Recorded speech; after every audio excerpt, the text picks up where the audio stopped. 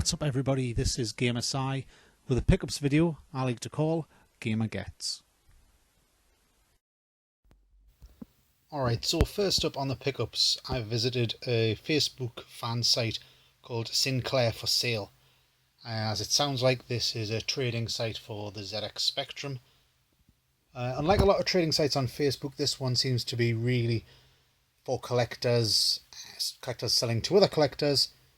Not looking to take each other's eyes out, unlike some Facebook pages out there.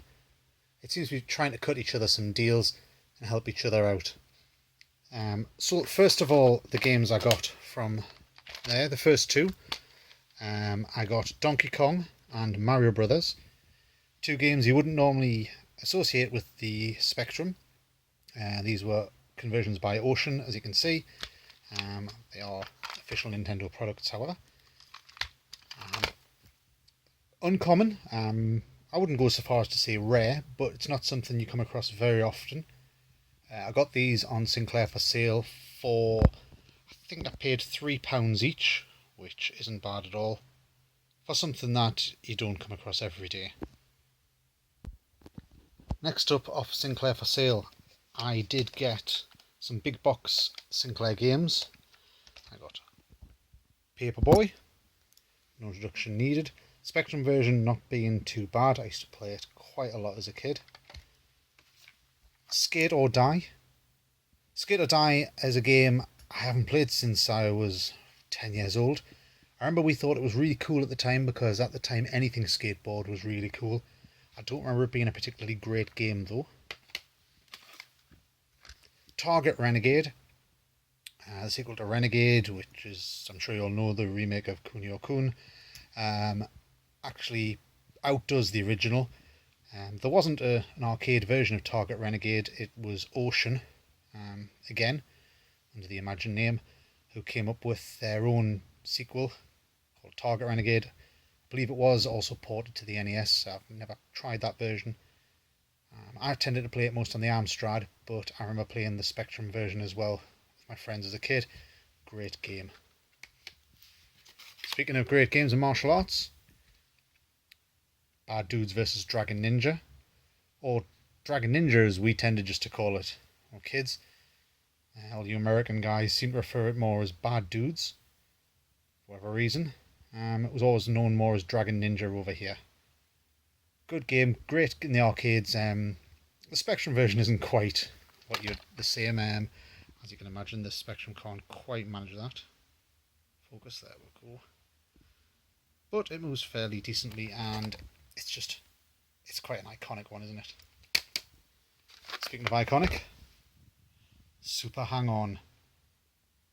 Spectrum version of this is excellent, moves really fast. Great conversion of a great game. Really glad I got it. By the way, I paid £2 each for all of these big box games, so absolute bargains. Predator. Not a great game, as I remember. However, for £2, why not? Big fan of the movie, if nothing else, and it looks great on the shelf. The next one, New York Warriors by Virgin. I don't know this game, I've never seen this game before. I haven't actually tried it yet, so I can't tell you if it's any good. Obviously taken massive influence from the movie The Warriors, which is a bit of a favourite of mine. I think we all like The Warriors. Find out if the game itself is any good. I imagine it's probably not, but who knows. And lastly, for these double case games, it was the Best of Elite Volume 1. Bomb Jack, great game. Frank Bruno's Boxing, I played that quite a lot as a kid. I seem to remember it being a lot like Mike Tyson's Punch-Out. In fact, I think it might have been an unofficial kind of port of that. Airwolf, from being the hardest game of all time, and Commando, which was a great arcade port. Looking forward to trying those out again. Last few Spectrum games, again from Sinclair for Sale. I got the big box version of Double Dragon. Now, everyone knows Double Dragon. The Spectrum version is terrible, much like all the 8-bit computer versions. However, I like the box, I like the artwork. Again, £2, why why not? Gunship, the flight simulator. I only paid £1 for this, and it's complete with the technical readout manuals, the overlays, everything else. Probably not the best version of Gunship going if it's going to run on the ZX Spectrum. I'm sure it doesn't compare to the Amiga, but like I say, for £1, can't go wrong. Afterburner, absolute favourite of mine, although I have to confess I've never played the Spectrum version, so I look forward to finding out about this. This one is complete with the bundled in poster. I paid £3 for this, so really pleased with that. And lastly, from the ZX Spectrum, Starglider, absolutely immaculate box. Comes complete with the novella. Used to play Starglider quite a lot as a kid. I don't remember what the story was, or even if there was one, but I just remember it being very impressive wireframe graphics for the time, and quite a free roaming type game. Interesting to have another look at it, see if it is as impressive as I remember. I paid £2 for that. Again, like I say, Sinclair for sale. Collectors selling to collectors. Trying to help you out. Check it out if the ZX Spectrum is anything you're into. Alright, moving away from the ZX Spectrum. The PlayStation 3 is a system that I like very much. Can't have escaped everyone's attention that the prices of PlayStation 3 games are absolutely rock bottom. I think now is the time to get them. Certain titles starting to creep up a little bit. So the following, I'm going to have to whiz through them because there's a lot, are PlayStation 3 titles I've picked up from cash converters. I've paid either £1 or £2 for each of these. There's Batman Arkham Origins. It's the embossed tinned edition. WWE All-Stars. Dead Space. Dead Space 2. Lost Planet 2. Star Wars The Force Unleashed 2. Nice tinned edition. That one is actually very nice.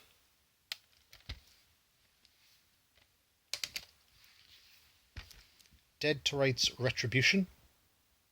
Again, £1. Nope, lied. £2. It's still there. Thought I'd taken all those off. Never played that. Played the original one on GameCube. I just remember it being alright. Golden Axe Beast Rider. Actually gave this one a try the other day. It's nowhere near as bad as people make out. A little bit repetitive, but quite fun. Viking. Battle for Asgard. Wasn't £7. It was £1. There you go. No idea. Haven't looked at it yet. Borderlands 2. Fuel.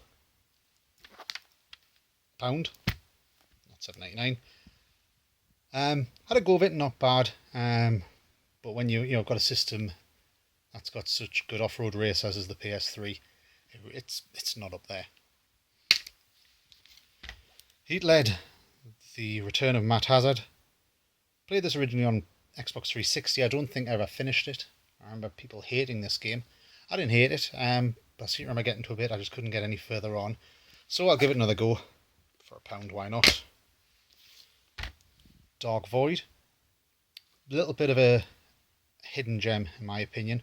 Played through and completed that on the Xbox 360. Very much enjoyed it. Loved the flying mechanic. I think it's let down slightly by the fact that it takes you quite a way through the game before you actually get to the jetpack. Until then it's a very average shooter. Once you get the jetpack though, it's great. Try it. £1. Deus Ex Human Revolution. I played the first level of that when it first came out and enjoyed it, and for whatever reason didn't do anything more. So might as well have another go. £1.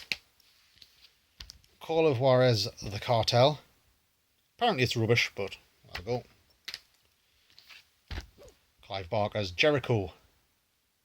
I've heard mixed things about this. I remember really fancying this when it first came out. Didn't want to pay that kind of price for it though, so you didn't pay that either. Yeah, another one that was £1. The Chronicles of Riddick, Assault on Dark Athena. I loved the Butcher's Bay game on the original Xbox. I've never played Assault on Dark Athena. Both are included in this pack, so why not? The Darkness. Again, a game I played on the 360, very much enjoyed it. It was the first game I ever remember hearing the C word used, so it's notorious in my mind, if nothing else, than for that. But one of those games, early game from the last generation, but one I wouldn't mind revisiting. Darksiders. I haven't played this one. From what I understand, it's very Zelda-ish, apparently, the way it plays. So, got to check that out. And whilst I was on, I also picked up Darksiders 2. I played this one of the last games before THQ went tits up. For the £1 or whatever it was. Why not? Terminator Salvation. Again, one of these games that fancied at the time. Reviews were average, so I didn't want to pay full price for it. Now they're so cheap. And lastly, Borderlands. Just seen Borderlands 2. I did get Borderlands 1 as well. I've played very little of the Borderlands games. I think I played the first level or two on the PC when Borderlands 1 first came out. So, hey, for that price, why not? And lastly, because I'm not just a cheapskate who just buys games for £1 or so, I did treat myself to this. Let's see, it's the Legend of Zelda Anniversary 3DS. I've never owned a 3DS before. Quite fancied one recently, so I saw this one in my local retro game shop. It's called That Retro Game Shop, if you're interested. It's in Newcastle's Granger Market. Beautiful looking console. I got it with Zelda the Ocarina of Time, Resident Evil Mercenaries, and Dead or Alive Dimensions. The owner in there is a great guy. He cut me a great deal on that. I paid £80. I think it's worth having, especially with the Zelda ones tend to hold their value, as I find. So, yeah.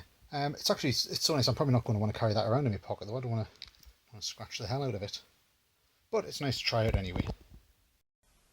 So that's the end of my first pickups video. Leave me a comment underneath if you think any of those games are worth playing before any of the others. And I'll see you on the next video. Keep it hard.